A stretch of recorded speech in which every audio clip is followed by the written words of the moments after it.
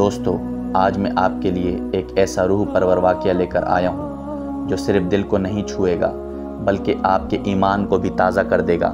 یہ واقعہ ہمیں سکھاتا ہے کہ اللہ کی رضا اور بندے کی اخلاص بھری قربانی کیسے تقدیر کو بھی بدل سکتی ہے۔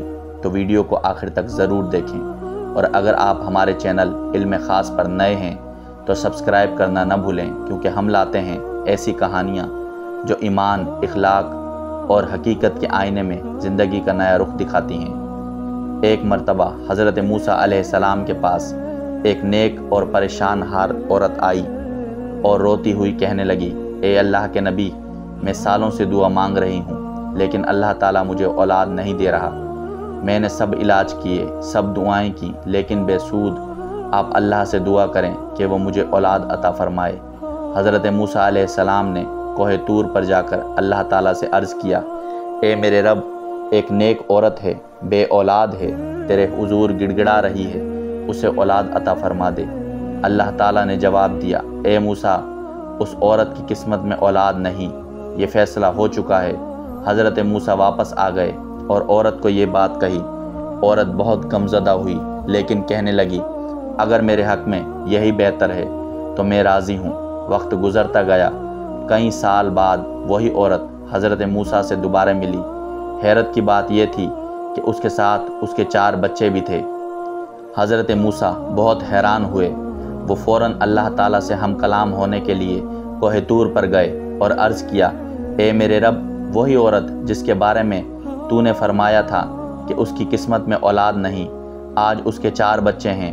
اللہ تعالیٰ نے فرمایا، اے موسیٰ، وہ حقیقت میں بے اولاد تھی، مگر ایک بندے کی قربانی نے میری رضا کو بدل دیا۔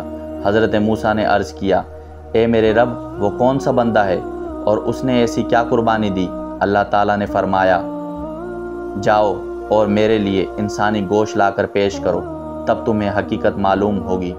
حضرت موسیٰ علیہ السلام ایک چھری اور پلیٹ لے کر بستی میں نکلے، ہر دروازے پر گئے اور لوگوں سے درخواست کی، اللہ کے حکم سے مجھے انسانی گوشت درکار ہے۔